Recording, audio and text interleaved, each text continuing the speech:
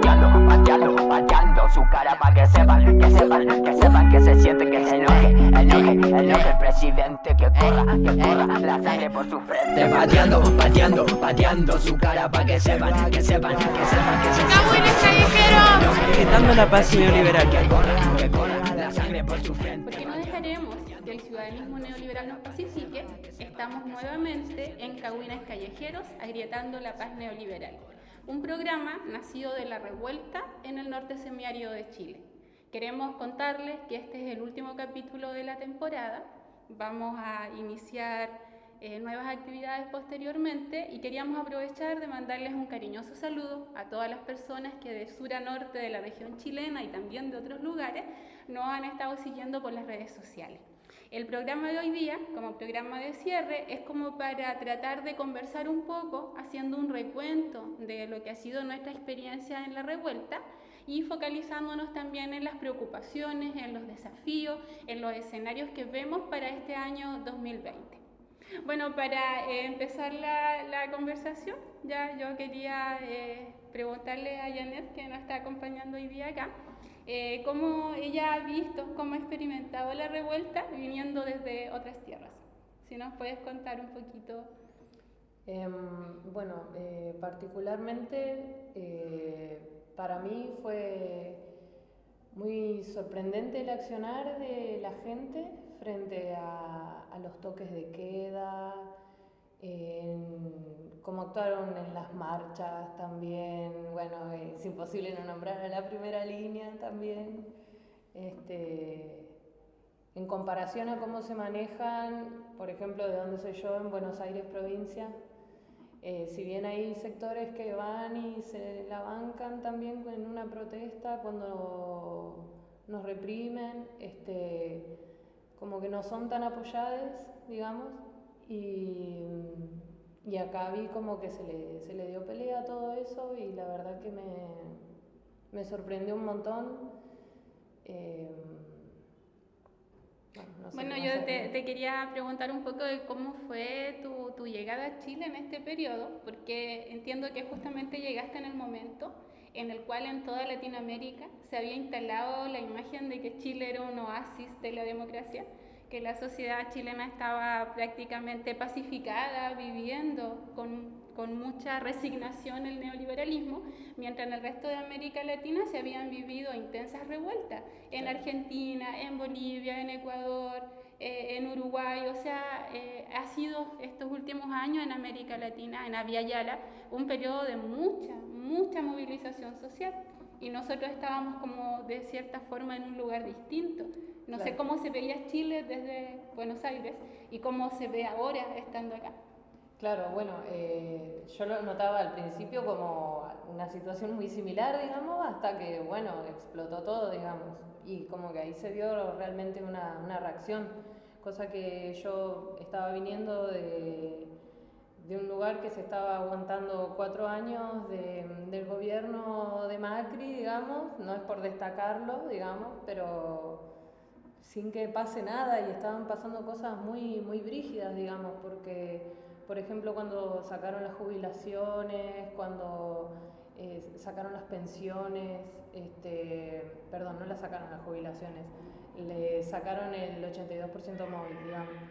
Es como se fueron a manifestar un montón de gente de la tercera edad, por así decirlo, y la policía reprimiendo ahí, y fue como una situación más, y de eso se empezó a dar varias veces, como que se mandó a reprimir tantas veces que se empezó a dejar de, digamos, de protestar tanto, y cada vez se hizo como más pacífico todo. Yeah. Y venir acá y ver esa forma de moverse de la gente fue como... Sí, yo creo que nosotros hemos estado viviendo, sobre todo la última semana, después del Año Nuevo, más o menos, como una cierta baja en la presencia callejera y también en el ejercicio de la violencia callejera, como que ha ido decantando las manifestaciones, pero también nosotras, al menos del Quintral, hacemos una lectura que este es un proceso que se abrió, que se comenzó a agrietar y que es de largo plazo. Entonces es muy difícil mantener siempre como los mismos ritmos de la revuelta, sino que van a haber momentos de repliegue, hay que recuperar energía, luego hay que volver al espacio de la calle. Sí. Entonces, también a lo mejor quitarle esa mirada, que también la hemos sentido, que es como esta mirada pesimista de decir, pucha, nuevamente nos estamos encerrando en el neoliberalismo. O sea, yo creo que la grieta ya marcó. Pero sí, notoriamente hay una menor visibilidad de la protesta en el espacio público, en el espacio de la calle. Claro, igual hay que tener cuidado porque muchas personas también se volvieron como al espacio como cerrado, por así decirlo, porque desde el poder se está instalando esta idea de que la convención constituyente es lo que va a salvar a Chile del neoliberalismo, de la miseria en realidad, o a los territorios de la miseria. Como que mucha gente está adecuándose, bueno, está adscribiendo esa idea, sobre todo siendo promovida por Unidad Social, cuando en realidad en la calle se están dando otras cosas, otras conversas que van no en pos de este fetichismo jurídico que hablábamos antes y en otros cagüines.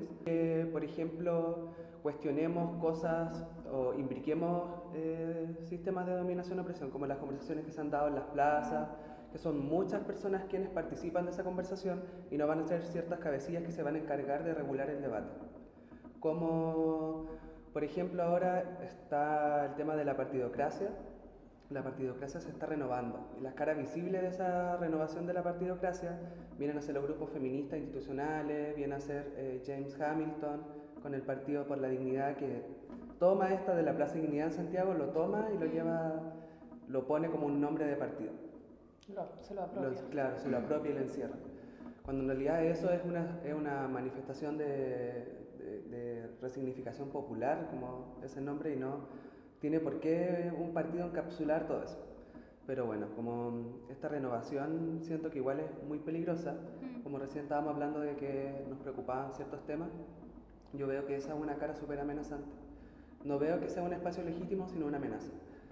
Y por ejemplo, se divulgó esta cuestión del partido feminista, Partido Alternativa Feminista, y salieron ciertos rostros de la diversidad sexual como Frances Morales diciendo que había que crear un partido LGBTI para seguir. Y es Eso como, no lo he visto. y ahora hay que crear, como que divulgó la idea, Ya. como siguiendo, dijo, básicamente siguiendo teniendo como referencia al Partido Alternativa Feminista, entonces las colas tenemos que hacer un partido LGBTI.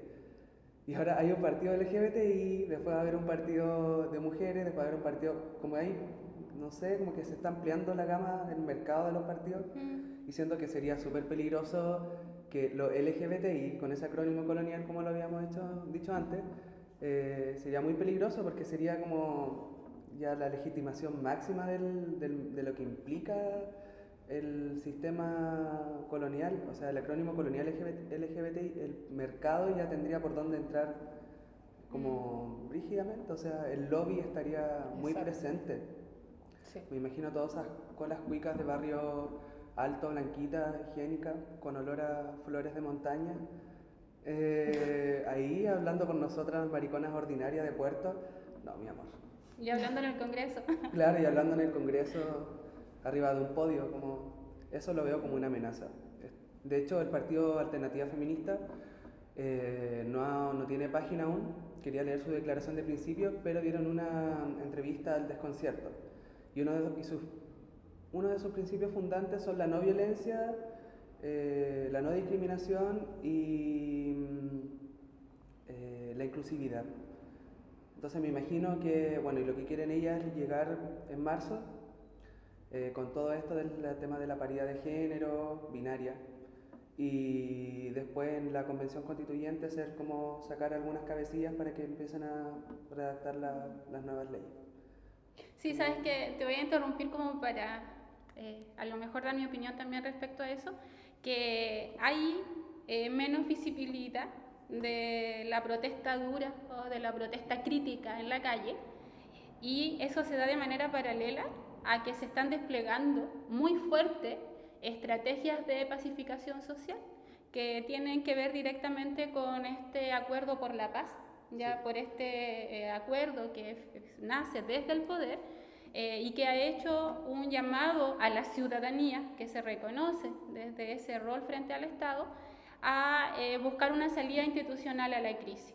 Y eso ha sido súper amenazante. Por una parte tenemos al gobierno central, que está desplegando una serie de estrategias comunicacionales, como por ejemplo desviar la atención del conflicto en otros temas que son muy relevantes, pero que están en este momento siendo utilizados instrumentalmente, como el tema agua, por ejemplo, ¿ya?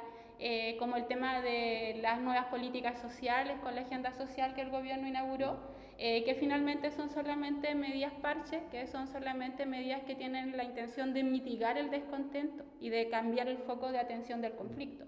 Pero por otra parte, también se está dando que los gobiernos locales, a nivel de los municipios, están desplegando también nuevas estrategias de control social. Están abriendo espacios de diálogo, están invitando a la conversación sobre los temas que le interesan a la gente en sus comunidades, en sus barrios, y además están aprovechando el verano para hacer un despliegue de eventos festivaleros, de eventos artísticos, de eventos que le llaman culturales, que también tienen la función de adormecer a la gente. Y por otro lado, y creo que es lo más peligroso, que como dice la Fenty, se está rearmando todo el aparataje político de los partidos, ya están emergiendo nuevos partidos, se están rearmando partidos, hay fuerte deserción de militantes de partidos tradicionales y también del Frente Amplio, y además está muy fuerte la presencia de la Mesa de Unidad Social, que también en las últimas semanas hemos visto que a pesar de los quiebres internos, porque las feministas se salieron de la mesa, la ACES ya no está en la mesa y hay una serie de conflictividades internas a la Mesa de Unidad Social, los medios de comunicación oficial siguen dándole una legitimidad a esa mesa. Y eso en este momento está transformándose en un riesgo porque mucha gente está como aceptando la invitación a buscar una salida institucional a la crisis, ¿ya? Ayer, por ejemplo, se realizó el encuentro ENADE 2020, donde se junta todo este mundo empresarial que está asociado a ICARE y en el cual hubo una serie de presentaciones que vienen directamente desde el gobierno en una especie de rendición de cuentas que el gobierno hace y que otros poderes del Estado hacen al mundo empresarial, porque finalmente es desde el mundo empresarial donde creemos que van a salir las directrices de cómo el poder va a intentar bloquear cualquier intento de cambio o revolucionario en este contexto de revuelta. Entonces creo que están pasando todas esas cosas y creo que es súper importante lo que dice la Fenty de cómo en esta reconfiguración de los partidos políticos está dándose la disputa por los discursos críticos, está dándose la disputa por la representatividad de aquellos sectores, de aquellas colectividades, de aquellas comunidades que pueden tener un potencial revolucionario y que por lo tanto hay que bloquearlas antes de abrir. Creo que eso es como súper importante de mencionar. Y obviamente que tiene toda la carga que tú señalas, colonial, patriota, etc. Claro. Sí, o sea, nos preocupa mucho ver, por ejemplo, que los últimos llamados a marcha acá en Coquimbo han sido a partir de grupos autoconvocados y cuando uno se acerca al espacio se encuentra con las mismas caras que eran del Frente Amplio, que circulan por Unidad Social y que han reemplazado las banderas mapuches que fueron tan fuertes en el mes de octubre y noviembre por banderas chilenas.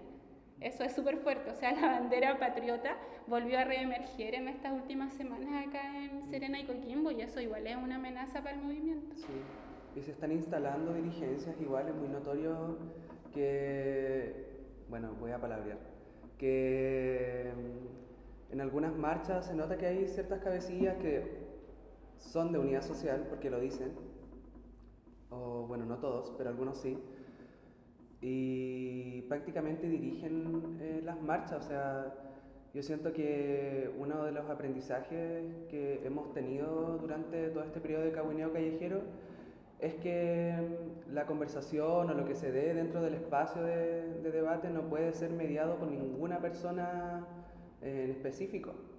Como han habido conversas que son larguísimas, otras que son más breves y ahí nos vamos moviendo, podemos ir cocinando también o escuchando música, pero la gente en general, el formato de cómo funcionan sus asambleas son muy como cabildos, es como cabildo versión asamblea. Y nos parece súper rígido porque en realidad no, las estrategias para poder manifestarse o para poder ejercer presión contra la contaminación, por ejemplo, en Guayacán, que son 4 los focos principales, según los vecinos y las vecinas y los vecinos, nos han dado buenas estrategias, siento yo y sentimos nosotros también, creo, porque la conversación no ha ido fluyendo. Y es que a mí me da la sensación no sé. de que se genera como un lobby previo a la marcha.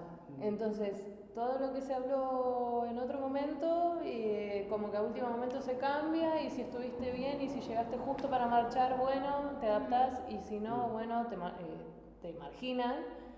Y es como se repite esa situación de lobby en todos los aspectos, empresarial, en lo político, entre nosotros, cuando queremos protestar, es como algo que se repite constantemente, un patrón de conducta pareciera a favor de unos pocos. Claro. Se parece como que se está repitiendo el formato de marcha del 2011, como muy neoliberal, con la bandera, muy como performativo a ratos, con ciertos gritos, viva Chile y todo el tema, como, no sé, como cuando el Estado en realidad lo único que ha garantizado es la muerte, entonces, no sé. Bueno, también estamos viviendo que estas marchas, así con menos potencial de cambio, porque en el fondo es eso, también se están dando en un momento en el cual hay un fuerte avance de la violencia estatal. O sea, la gente que ha perdido sus ojos, la gente que ha sido secuestrada por el Estado en las cárceles, Claro. y también todo esto que tiene que ver con el miedo que supone ahora participar en una marcha, igual se ha instalado con mucha fuerza. Sí. Ayer en el encuentro de NADE, la primera conferencia la dio Sebastián Piñera, y él felicitó ya a los carabineros especialmente, y le aseguró todo el apoyo del Estado para hacer un sistema que permita perfeccionarlo y de esa forma protegerlos. Bajo el argumento, lo dice casi textual, voy a parafrasear, dice que carabineros que tengan buenas condiciones de seguridad, ellos va a eso traducirse en que van a poder generar ellos mejores condiciones de seguridad para el orden público. Entonces el llamado es a proteger a los carabineros para que los carabineros nos protejan. ¿Ya? Y eso fue parte del discurso que se presentó ayer en ENADE, y eso no es menor, pensando que, insisto, que es en el mundo empresarial donde finalmente se van a tomar los lineamientos para lo que va a ser la propuesta del poder este año 2020. Entonces también hay mucho miedo asociado a lo que ha sido esto desde el Estado. También se está viviendo estos últimos 2 días lo que es el impacto del asesinato de este barrista del Colo-Colo, ¿ya? Y que tiene movilizada no solamente a la barra del Colo-Colo, sino que a todas las barras de los equipos de fútbol y la gente que ha solidarizado con esa pérdida. Que creo que eso también es algo como importante de estos últimos días. Sí, de hecho como que el discurso que ha salido de las instituciones policiales es muy como una muerte, un cuerpo que no importa, que no tiene validez porque es un cuerpo que supuestamente está borracho, como barrista. Es una vida que en realidad no tiene como importancia para el poder. Sí, yo creo que también hay un efecto mediático de cómo están operando y se están rearmando los medios de comunicación oficial. Sí. La televisión ya comenzó a farandulizar la protesta, ¿ya? Y también eso ha generado el espacio para que se empiecen a emitir juicios de valor que son súper denigrantes, que son súper peyorativos, que son súper violentos. No solamente en el caso de este barrista, sino que también en el caso de los secundarios, que son tratados como delincuentes en el periodo en el cual los secundarios han marcado la agenda con el boicot a la PSU. Entonces, como que la arremetida de los medios de comunicación está teniendo que ver principalmente con deslegitimar discursivamente lo que es el potencial de la revuelta. Yo creo que este bloque igual a lo mejor ha sido un poquito bajo de ánimo, porque sí reconocemos que hay una baja en el tema de la manifestación callejera. Pero yo insisto con que lo que nosotros estamos leyendo desde el Quintral es que es un momento de repliegue necesario para poder recuperar las fuerzas, para poder rearmarnos con discurso, que también es algo que es súper necesario, el espacio de la reflexión, el espacio de poder elaborar nuevos conceptos, el espacio de poder mirarnos también, como hemos vivido los meses anteriores, pensando en que se nos viene un potente 2020 y un 2020 con mucha calle, mucha calle. Sí. Yo creo que estamos todos esperando así como que hayan estos llamados más masivos y todo, pero como siempre hemos dicho, también esto tiene que estar acompañado del autocuidado, del autorresguardo, todos nos necesitamos, así que los queremos invitar para cerrar este momentito de nuestro Cagüín a que veamos la botica callejera con nuestra amiga Berbelis, que también nos va a seguir aconsejando acerca de cómo con los saberes de la tierra, con el poder de las plantas, nos podemos proteger cuando volvamos masivamente al contexto de la calle. Así que vamos a ver botica callejera.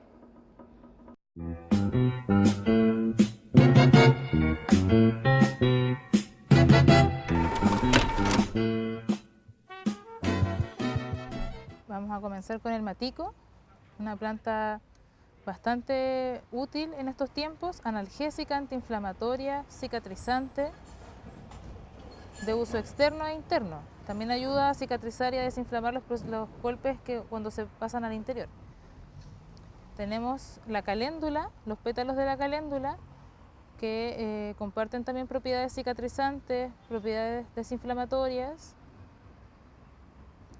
Tenemos también la espuela de Galán o capuchina, que en su forma de cataplasma directa ayuda a atenuar los moretones, los golpes.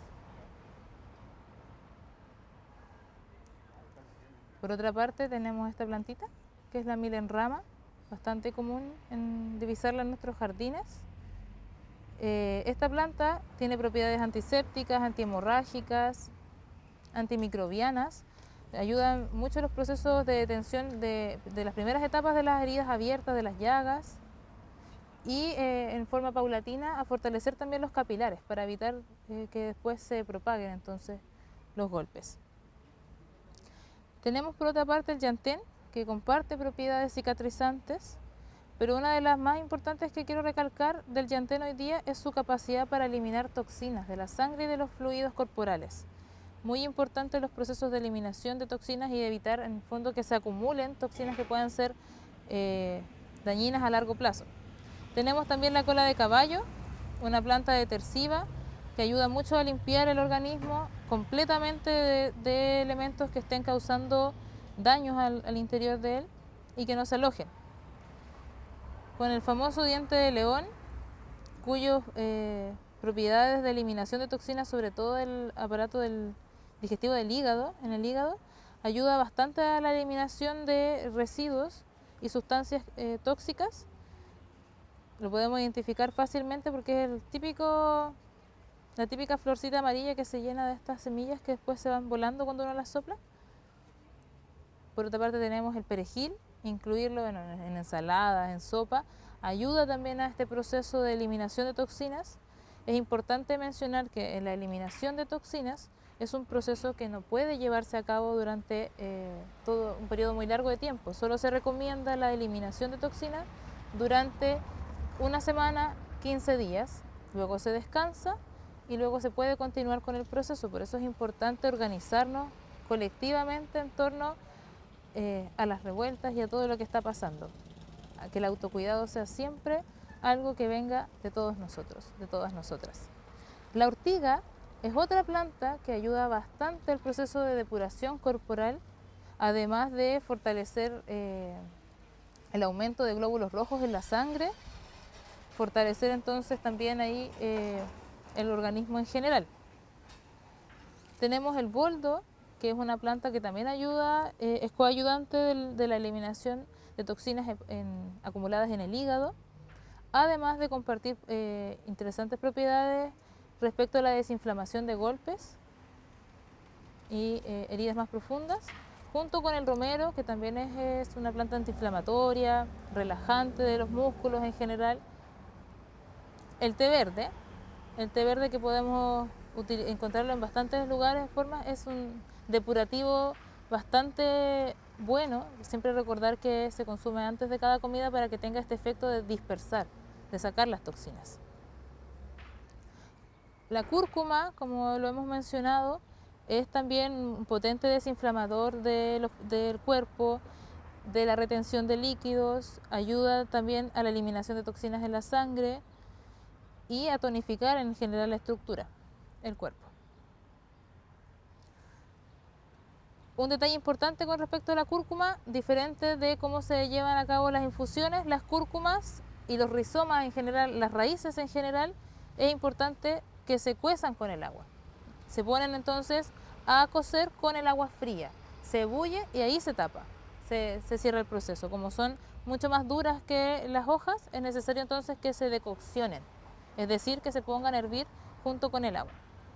Pasando entonces ahora a las plantas que ayudan un poco a tonificar el sistema nervioso que está tan alterado en estos tiempos, es la manzanilla, la lavanda, el romero también es muy bueno, pero hay siempre precaución con las personas que tengan tendencia a que las subas de presión. No así la pasiflora, que también es muy útil para estos procesos, la hierba de San Juan, que si la ven por ahí, por favor, ténganla siempre en sus botiquines porque es muy buena para desinflamar y muy buena para ayudar entonces en estos estados donde claramente nos vemos afectados por todas las represiones que vivimos a diario y constantemente en nuestras vidas. Recordar las propiedades de la avena para los cuidados sobre la piel, para las pieles sensibles y a nivel interno entonces para fortalecer nuestro cuerpo, nuestro sistema nervioso.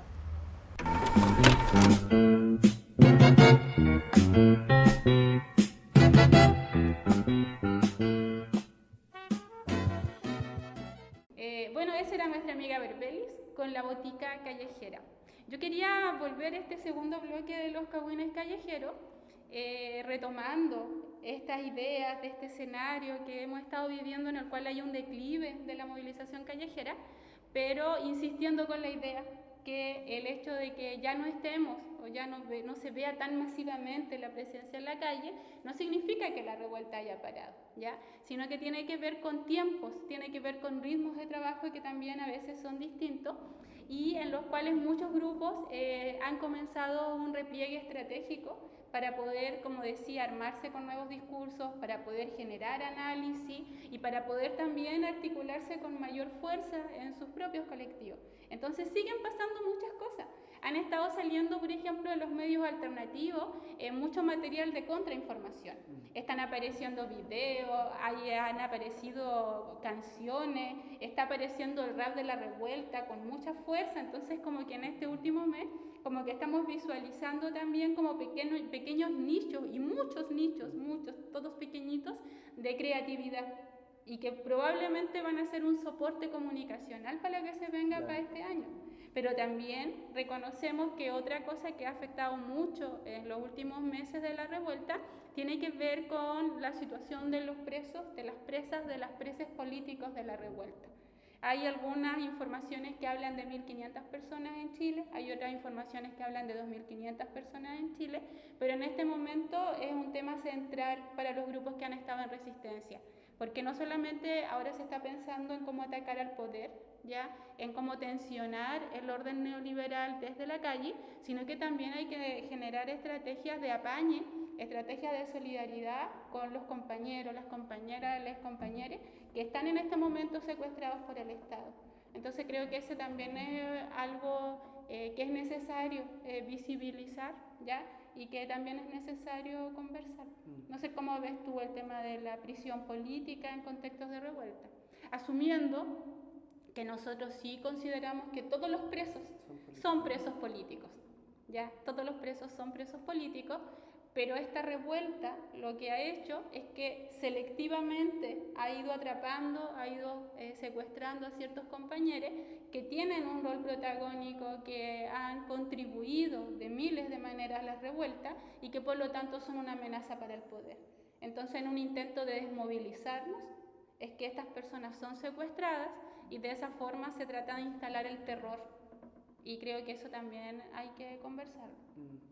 No, yo he visto desde el lugar del mariconeo crítico que la prisión en tiempos de revuelta se establece como una amenaza para los cuerpos que están disputando el espacio público, la calle, que están desarmando todo ese encierro que tenían encima, que tenemos encima, y que estamos saliendo. Y se están organizando muchas cosas, actividades, eso es lo bacán y lo regio de que el apaño anticarcelario se está extendiendo y que la cárcel cada vez tiene menos legitimidad, y eso en otros tiempos no hubiese pasado quizás.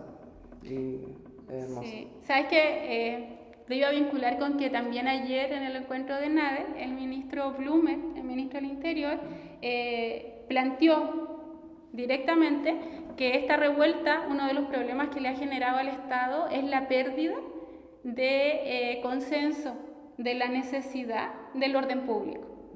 Y de cierta forma, cuando yo lo escuchaba, lo encontraba genial, que él dijera que se perdió ese consenso, que ese consenso se ha tensionado, porque de cierta forma es un triunfo del movimiento popular. ¿Ya? Es un triunfo, es una ganada, que ellos sientan que para las personas que habitamos estos territorios, el orden público, que para nosotros es la represión, que para nosotros es la criminalización de la protesta, ya no es legítima. Y eso tiene que ver con que se le ha disputado la calle a la ciudad neoliberal, y se ha disputado también la legitimidad de la violencia estatal. Pero volviendo a mi argumento, la gente está legitimando, está solidarizando con esas formas de lucha callejera, y además está delegitimando no solamente la intervención de las fuerzas represivas en la calle, sino que todo el aparato carcelario, todo el aparato judicial está haciendo una crítica muy dura también a los tribunales de justicia, al operar de los tribunales de justicia. Y creo que eso es como súper importante porque ha permitido desmitificar cosas. ¿Ya? Hemos visto ahora en las últimas semanas cómo en las redes sociales se difunden los fallos, cómo la gente cuestiona el papel de los jueces, de las juezas, ¿ya? Y cómo también se está cuestionando la existencia misma de las cárceles y cuál es el lugar de las cárceles como centros de secuestro en nuestras sociedades, en estas tierras, que creo que eso igual es como importante. Yo quería aprovechar de leer una carta que está circulando en redes sociales, que es una carta de un compañero preso político que está en la cárcel de Huachalalume, acá en el norte semiárido. La voy a leer para que sean con sus propias palabras que nos llegue este mensaje. Dice: cárcel de Huachalalume, a los compañeros de la calle. Comprender los costos acorde a nuestro objetivo de cambiar la sociedad debiese ser uno de los primeros pasos en el camino revolucionario. El inicio es la militancia política, y es que hoy más que nunca en la cárcel, en específico la prisión preventiva, es el arma disuasiva del Estado para desmovilizar y desarticular al movimiento en su totalidad. Ya somos más de 2.500 presos de la revuelta y no todos se encuentran bien. Algunos hemos tenido suerte y astucia para desenvolvernos, pero muchos otros han sido aplastados en sus módulos. Y es que la gran mayoría de la población penal no logra entender cómo ponemos en riesgo nuestras vidas sin recibir dinero a cambio. Es en este valor donde radica el espíritu revolucionario. La lucha no es un negocio, y aquí es donde pongo énfasis. Lo que queremos es una vida digna. Tras llevar más de 40 días en prisión, sepan que mi ímpetu y compromiso con la comunidad de lucha siguen intactos. Mi lucha aquí adentro es de agitación por la abolición de las cárceles y el apañe con los compañeros de lucha. Ustedes deben seguir en las calles, no solo por la causa, sino para que nuestro castigo y aislamiento no sean en vano. Desde las cárceles del norte semiárido, un saludo en resistencia a todos los presos de la revuelta, a levantar redes de apaño solidario, todos los presos de la guerra a la calle.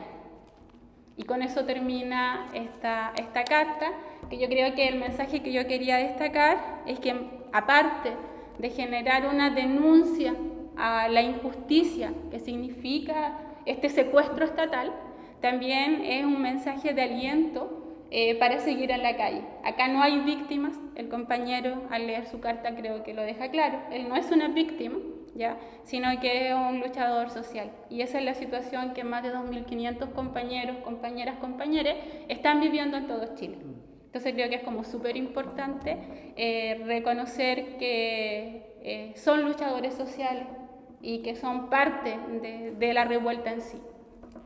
No, me pareció súper brígido porque lo escribe, bueno, obviamente desde la cana y no sé, pues siento que las redes de apañe anticarcelario tienen que extenderse, bueno,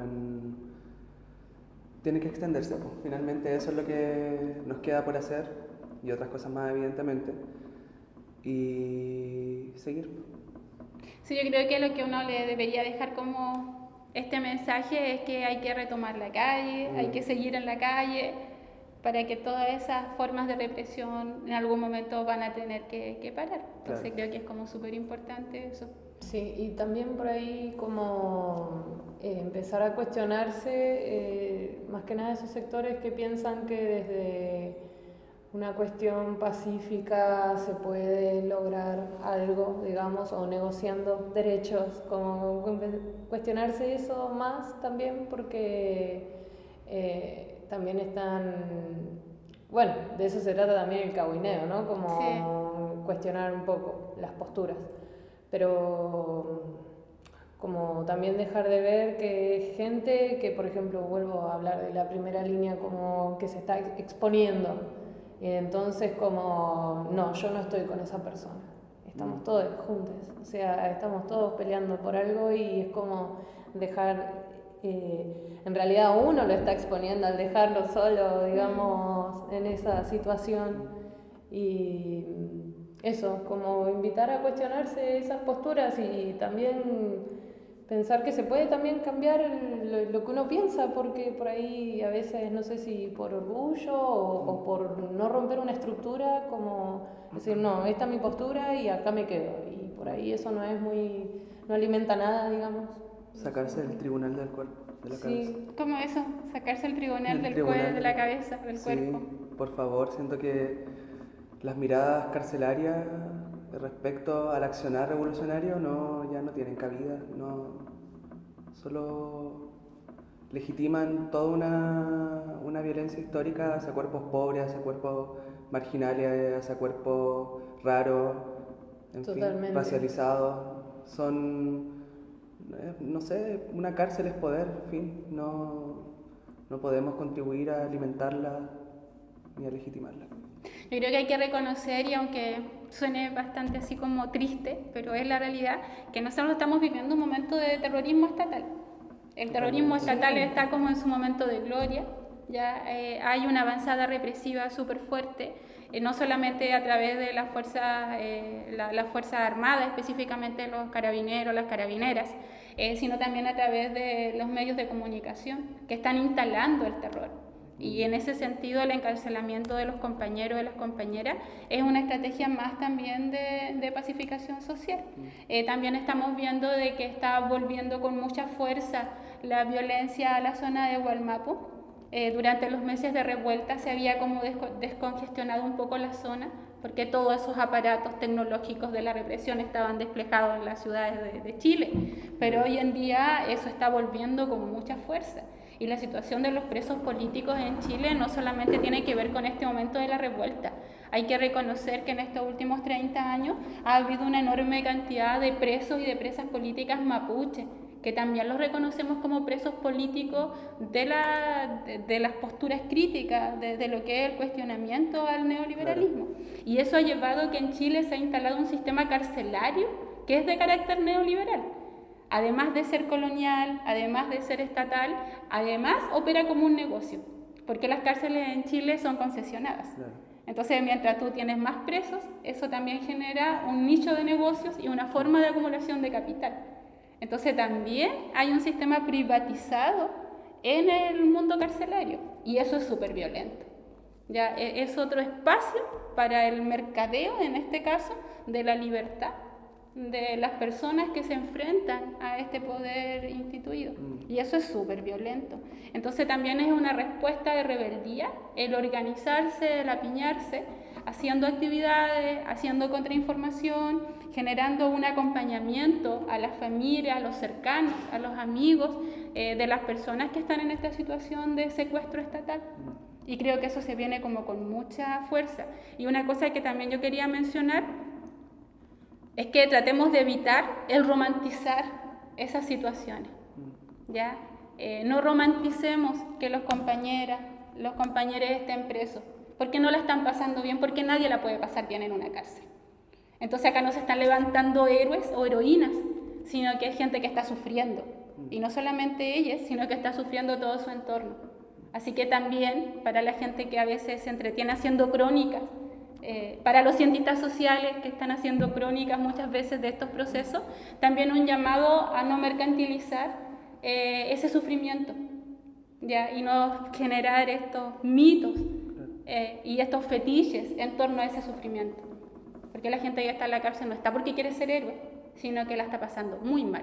Entonces, en ese sentido, vamos a dar paso ahora a unos pequeños videos que están circulando también por redes sociales, que fueron producidos acá en el norte semiárido por una coordinadora. Los tomamos de su página de Facebook, que se llama Coordinadora Vida Sin Barrotes, ya que está circulando en esta zona. Ustedes la pueden buscar en Facebook, en Instagram y todo eso. Y han subido 2 pequeños videos, así que queremos compartirlos con ustedes y luego damos paso a nuestro tercer bloque.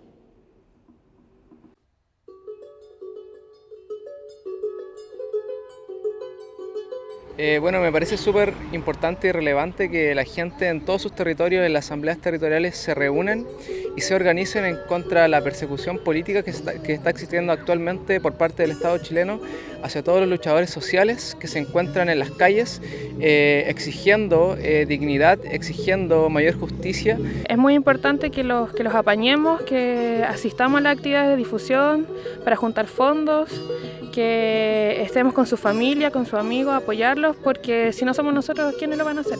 No podemos confiar en el sistema judicial y nosotros tenemos que recurrir a todos los medios que creamos necesarios para que ellos estén bien y para también poder sacarlos de las cárceles, de los centros, a los niños y niñas menores de edad de los centros de Sename. Exigimos la liberación total de nuestros compañeros, que son más de 2.500 presos políticos desde que inició la revuelta, amnistía para todos ellos, desmilitarización de todo el territorio chileno y del Gualmapu, y que este Estado deje de criminalizar a todos los compañeros que han salido a luchar por una mejor vida, para volver a vivir en este país que solamente nos ha precarizado, nos obliga a trabajar, nos mantiene en una miseria total, con extenuantes jornadas laborales en donde no se nos permite pensar, ni hablar, ni decir todo lo que tenemos que decir como pueblo. Por lo tanto, insto y pido a todo el pueblo chileno y del Gualmapu y de todo el mundo que nos reunamos en las asambleas territoriales, que fortalezcamos nuestro territorio en pos a cambiar este sistema que nos ha asesinado, nos ha violado, nos ha torturado y ha mutilado y enceguecido a muchas personas. Así que, por favor, a toda la gente, salgamos a luchar, no dejemos las calles y no dejemos nuestro territorio. Libertad a los presos políticos de la revuelta. Libertad a todos los presos políticos de la revuelta.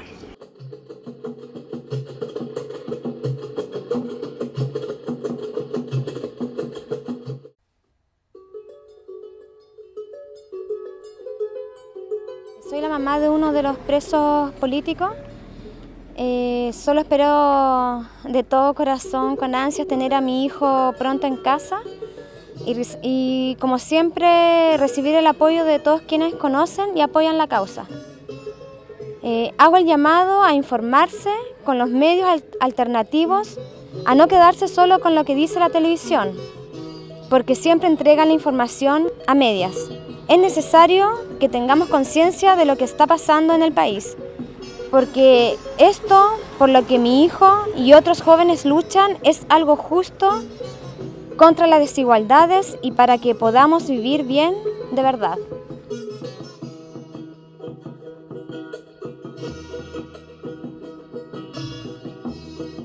Bueno, ahí estaban los mensajes, yo creo que quedamos como bastante impactados por eso. Yo quería aclarar dos cosas en relación a eso. Una es que nosotros accedimos a ese material porque está circulando hace algunos días en redes sociales, así que asumimos que está disponible y el llamado es a que se comparta, se solidarice, se propague. ¿Ya?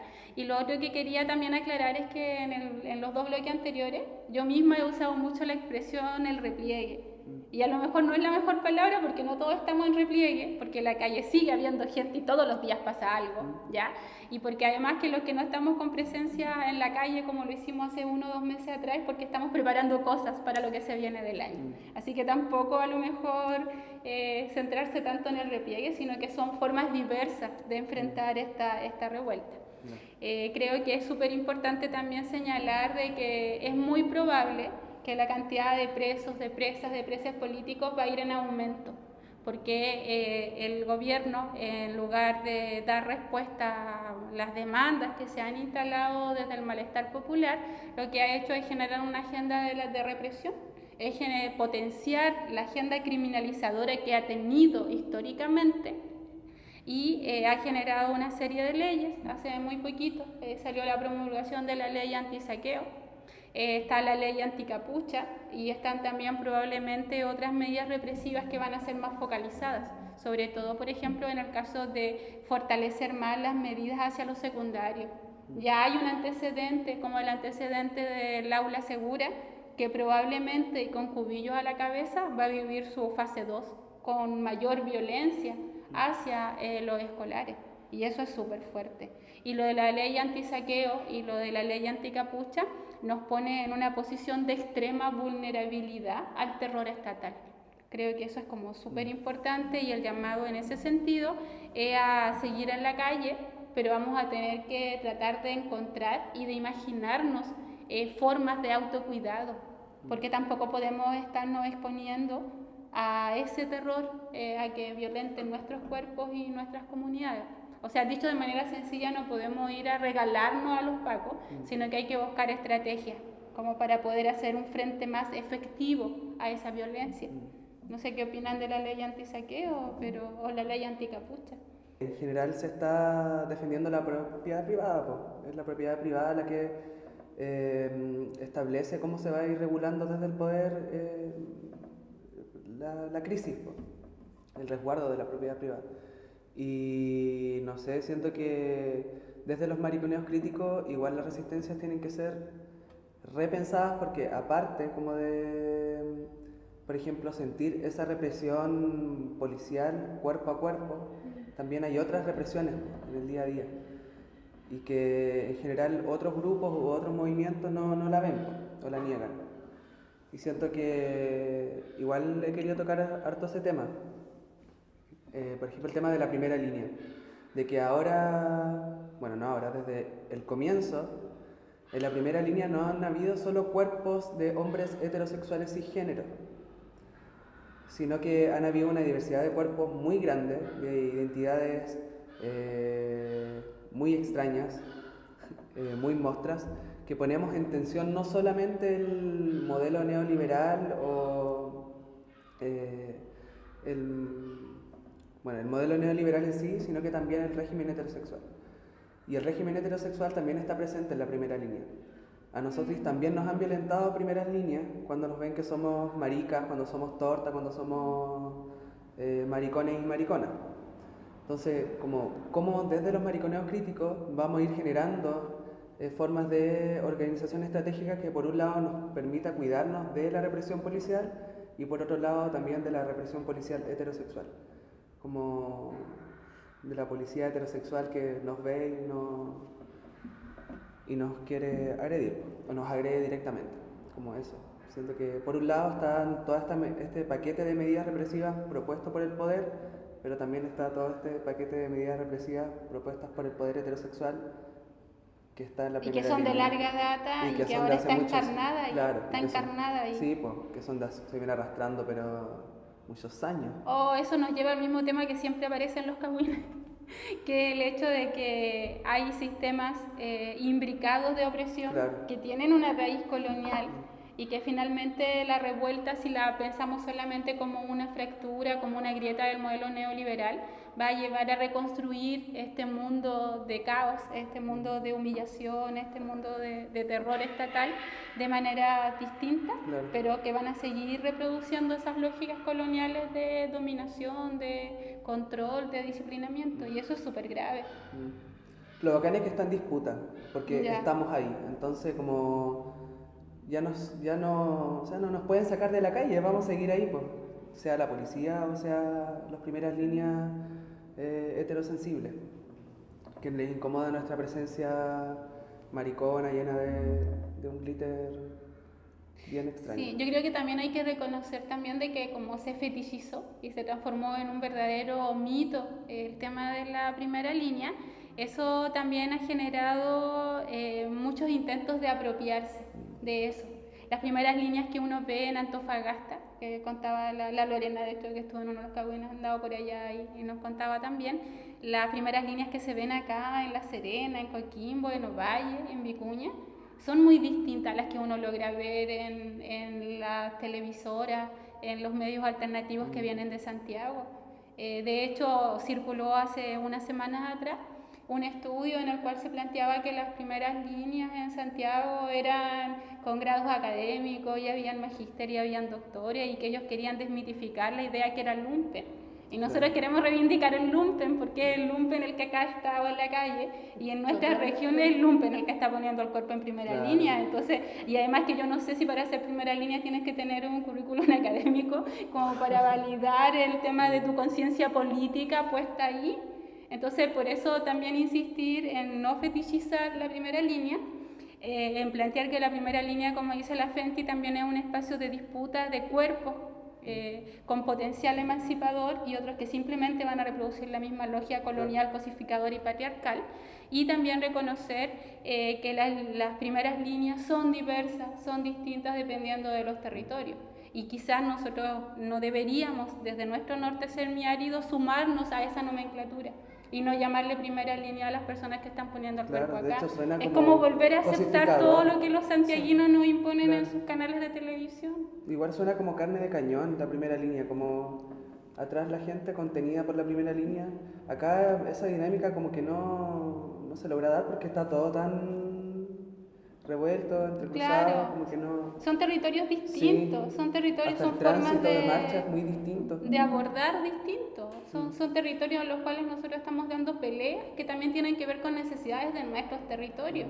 Entonces, nosotros muy respetuosamente también solidarizamos con los compañeros, las compañeras que están en Santiago, que están en la Plaza de la Dignidad y que están poniendo el cuerpo, poniendo su corazón, poniendo todos sus saberes también ahí, y las solidaridades que ahí se tejen. Pero también desde afuera hacemos una lectura súper crítica a los espacios de mercado que la misma revuelta en la Plaza de Dignidad está generando como objetos de consumo.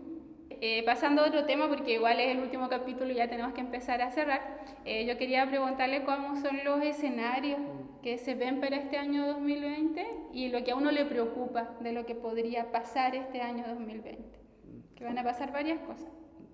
Bueno, a mí me preocupa, voy a hablar primero de lo que me preocupa.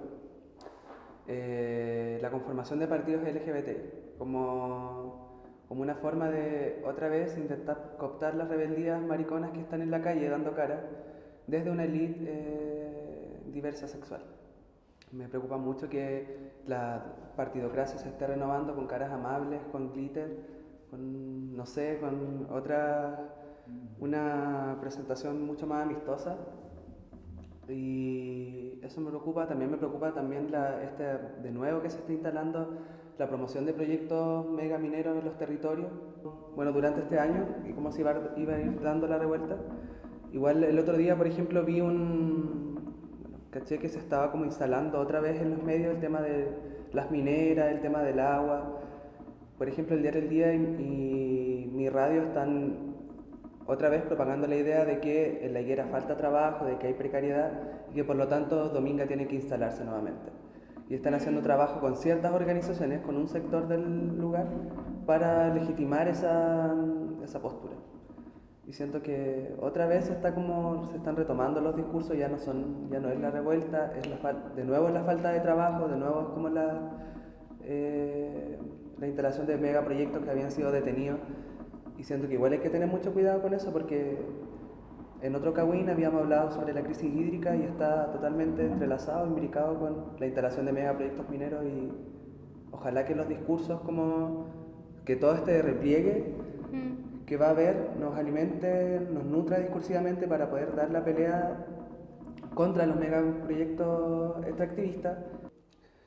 Y lo que sí lo que veo es que hay mucho potencial para armar redes de solidaridad. Por ejemplo, no sé, me imagino que en la revuelta y durante todo este periodo vamos a ir nutriendo los discursos y vamos a poder cachar de que la cárcel, los megaproyectos mineros, por ejemplo, la partidocracia, todo eso es lo que nos tiene en la miseria.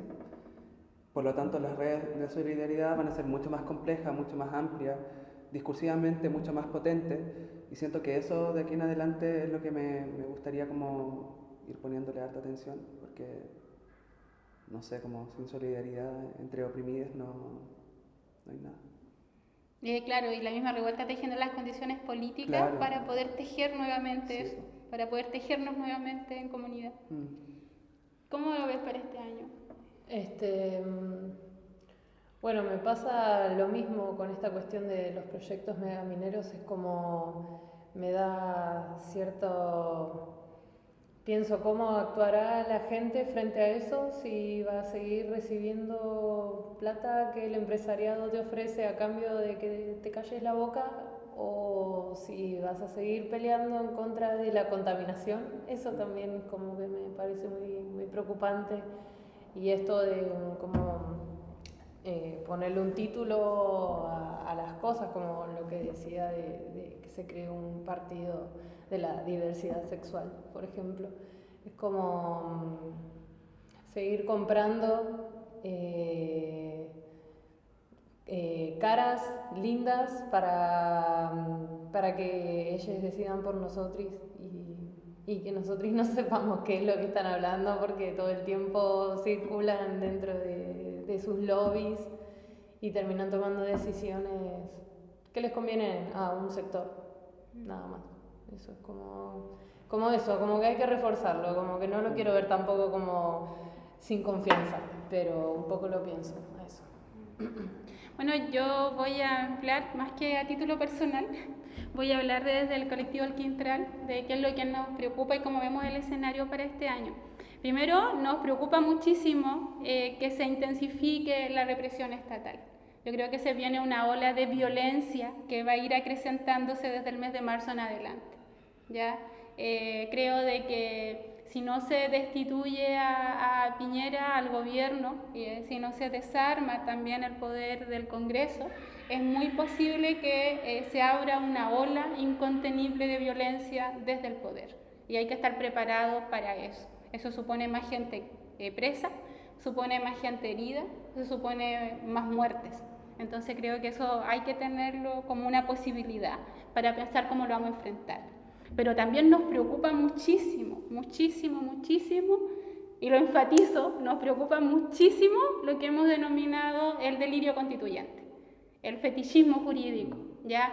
Nos preocupa mucho que las estrategias de pacificación hayan logrado instalar a nivel de opinión pública que es posible una salida a la crisis de carácter institucional, que incluso los sectores que uno pensaba que podían ser más radicales se están sumando al ejercicio de pensar una asamblea constituyente, aunque no sea bajo la lógica estatal de la convención constitucional propuesta, y eso nos preocupa mucho.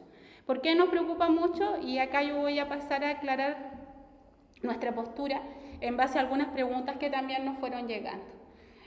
Obviamente, nosotras del colectivo El Quintral no nos vamos a sumar al plebiscito que se va a hacer en el mes de abril. No hemos participado ni antes ni ahora, ni lo vamos a hacer en ningún proceso electoral dentro de los márgenes de la democracia representativa capitalista. Eso es una cosa. Así que nuestro llamado es a boicotear el proceso de las múltiples maneras posibles, ¿ya? Y con toda la humildad que uno lo puede hacer, el llamado es a no participar y a buscar formas de boicotear y de sabotear el plebiscito que se viene. Obviamente, nosotras no adherimos y no nos sumamos a lo que sería la Convención Constitucional. Encontramos que incluso jurídicamente, bajo el mismo sistema de democracia representativa que tiene Chile, es ilegítimo, porque finalmente no se asegura tampoco la participación de sectores que no formen parte de la partidocracia. Eso creo que también hay que aclararlo. Pero el punto que nos diferencia de otros grupos críticos es que nosotras tampoco, desde el colectivo El Quintral, nos sentimos identificadas y nos sumamos a los llamados de una asamblea plurinacional, popular y paritaria. Tampoco. Y ahí creo que hay un punto de quiebre que a veces cuesta que lo podamos explicar. ¿Por qué? Primero porque nosotras creemos que asumir una asamblea constituyente en estos momentos de la historia de estas tierras es desconocer que acá no se ha destituido nada. Nosotras desde que empezó la revuelta en octubre, el llamado que hemos hecho es a que estas tierras bajo control del Estado colonial, represor, patriarcal chileno, lo que se requiere es un proceso destituyente. Necesitamos destituir el poder del gobierno, hay que destituir el poder del Congreso, hay que destituir también el poder del sistema judicial, porque todo ese entramado de poder va a buscar mil maneras de mantenerse ahí, de mantener el control social. Y si eso no se hace, ningún intento de generar nuevos pactos sociales va a poder tener un carácter revolucionario. El llamado es antes de pensar en procesos constituyentes, hay que destituir el poder constituido. El segundo punto tiene que ver con que nosotras reconocemos que en Chile el poder constituido radica en el mundo empresarial. Y al mundo empresarial, hasta el día de hoy, no se lo ha atacado para hacerle daño de una manera que signifique hacerlos por lo menos temblar en sus formas de poder. Eso no se ha hecho, ¿ya? Y eso es urgente para poder pensar en un rearme de lo social. Con respecto a la idea de una asamblea constituyente que sea plurinacional, también nosotras no nos sumamos a la idea. A partir de la experiencia, de las conversaciones de otros pueblos en América Latina, nos hemos ido convenciendo cada vez más, que es obvio que nosotros adherimos a la plurinacionalidad. Nosotros reconocemos que vivimos en territorios que tienen un origen muy anterior en sus formas de habitar a lo que fue la colonización europea, la colonización española en estas tierras, y por lo tanto vivimos pueblos diversos. Nosotros reconocemos que el mundo mapuche es un pueblo-nación distinto al chileno, que existe el pueblo aymara, que existen los Rapa Nui, que existen diferentes pueblos que tienen orígenes previos a la invasión. Reconocemos que hay otros grupos que se articulan como pueblos con distinciones, con particularidades culturales que se han ido constituyendo a lo largo de la historia posterior a la invasión. Reconocemos todas esas diversidades y por lo tanto asumimos que necesitamos reconocer una sociedad que sea plurinacional. Pero una cosa es reconocer la plurinacionalidad y otra cosa es reconocer el Estado plurinacional. Y es al Estado plurinacional al que le decimos que no, porque el Estado plurinacional sigue siendo Estado. Y el principio de formación de un Estado es el principio de soberanía y el principio del ejercicio legítimo de la violencia en los territorios donde ejerce soberanía. Entonces, ¿queremos una sociedad plurinacional? Sí. ¿Queremos un Estado plurinacional? No, porque no queremos más Estado represor. El Estado, la figura del Estado es incompatible con el despliegue creativo de la diversidad. Eso creo que es como una cosa súper importante. El otro punto de tensión con los grupos que también se posicionan desde una postura crítica es que nosotras no creemos en una asamblea constituyente paritaria como una buena salida.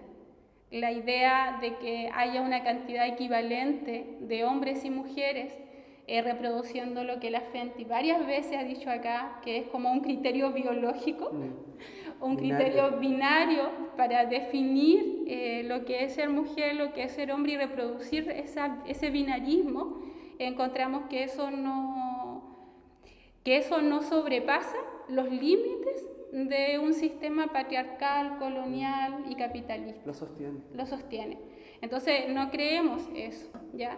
Ahora, esa es una crítica a nivel epistemológico, a nivel político, pero hay otra crítica, y es una crítica práctica, que tiene que ver con que nada nos asegura que por el hecho de que haya un 50% de mujeres, siendo que la categoría mujer ya es debatible, que haya un 50% de mujeres en esa asamblea, represente finalmente como las inquietudes, las demandas, las reivindicaciones de nuestros pueblos. Yo me imagino que la misma ministra Pla se puede candidatear a constituyente, me imagino que la señora Cubillos, capaz que deje de ser ministra y quiera ser constituyente, y no sabemos cuántas Cubillos más hay en los partidos políticos, entonces, o cuántas Beatriz Sánchez hay. Entonces no nos asegura que por el hecho de ser mujeres van a representar finalmente como las demandas populares. Nada nos dice eso, ¿ya? Entonces no creemos que sea una opción el tema de una asamblea constituyente paritaria, no resuelve nada. Que sea una asamblea constituyente popular nos genera dudas, ahí sí nosotras estamos viendo qué es lo que pasa porque está movilizándose mucho pensamiento todavía, pero lo que sí tenemos claro es que en este momento histórico en Chile, hay que debatir primero qué entendemos por lo popular. Creo que no dice una asamblea que sea popular. ¿Qué quiere decir que es popular? ¿Qué quiere decir que es popular cuando recién como pueblos bajo opresión nos estamos empezando a resignificar en el contexto de la revuelta? Y la revuelta empezó hace 3-4 meses. Entonces creo que necesitamos más tiempo para poder ir dándonos formas como movimientos populares. En este momento no se puede hablar en Chile de una asamblea constituyente popular. Si todavía los aparatos partidistas, si todavía los aparatos institucionales están incrustados en los mundos populares.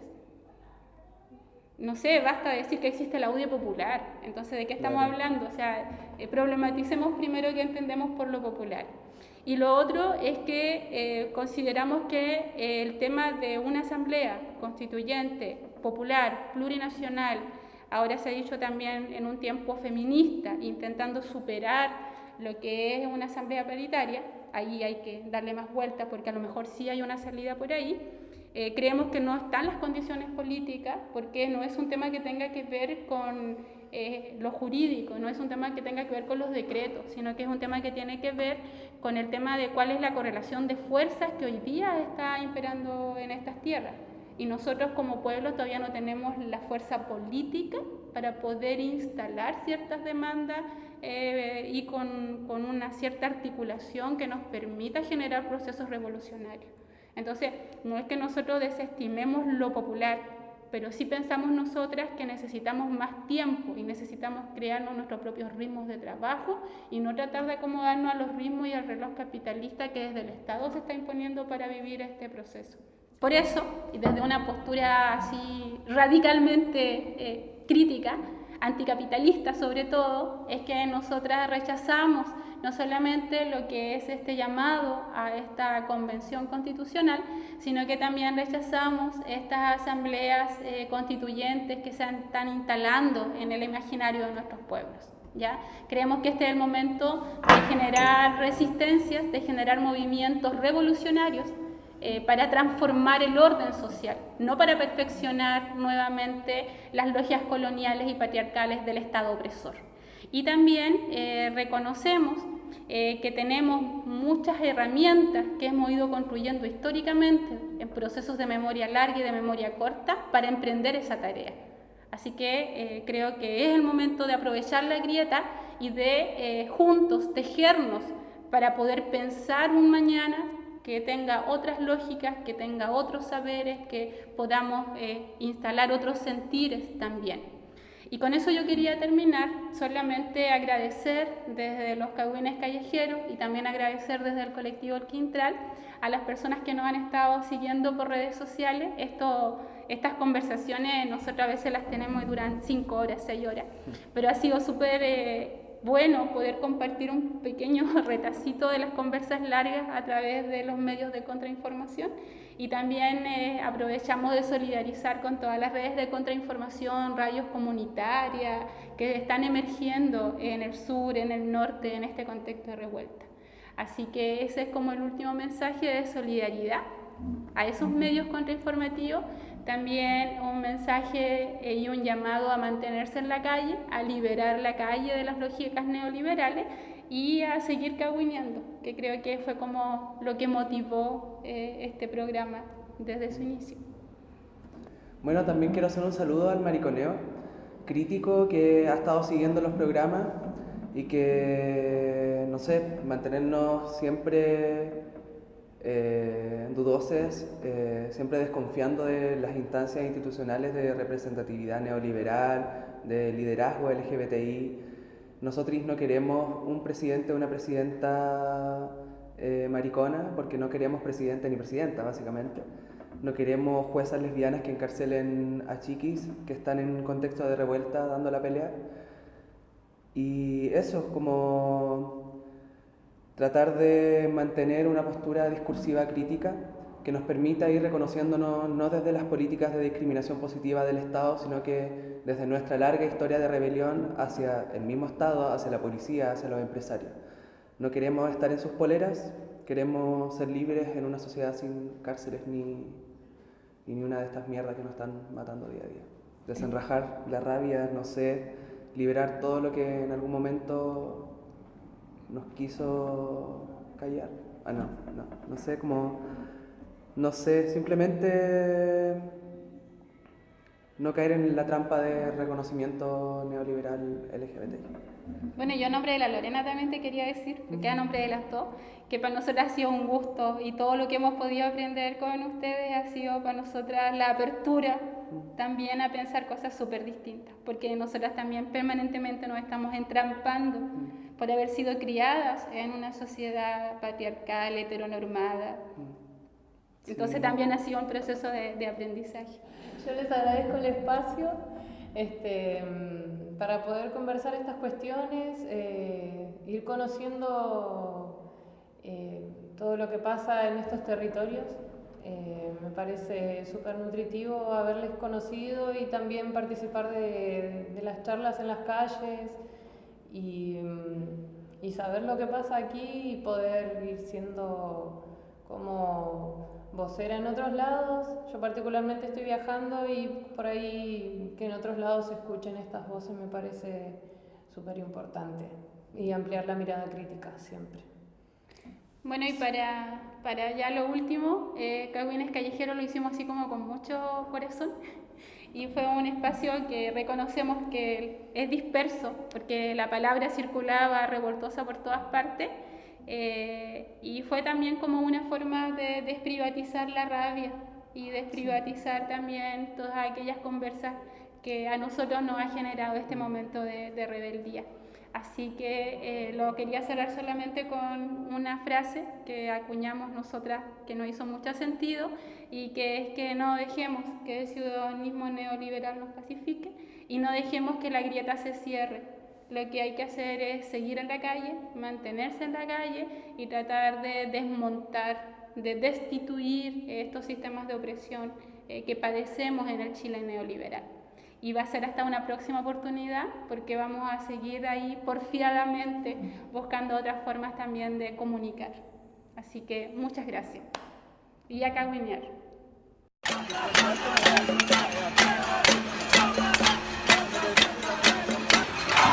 Desde el semiárido no vemos la nacionalización del agua como una forma para liberarla, sino como un traspaso de ella desde el mundo empresarial al aparato estatal, fuertemente relacionados entre sí.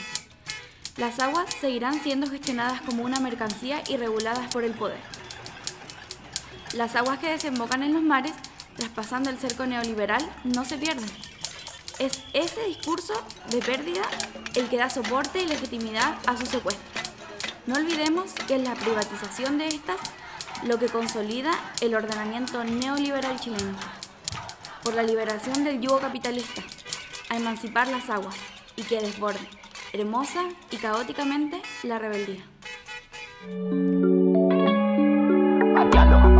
Pateando su cara para que sepan que se sienten presidente que corra la sangre por su frente. Pateando, pateando, pateando su cara pa' que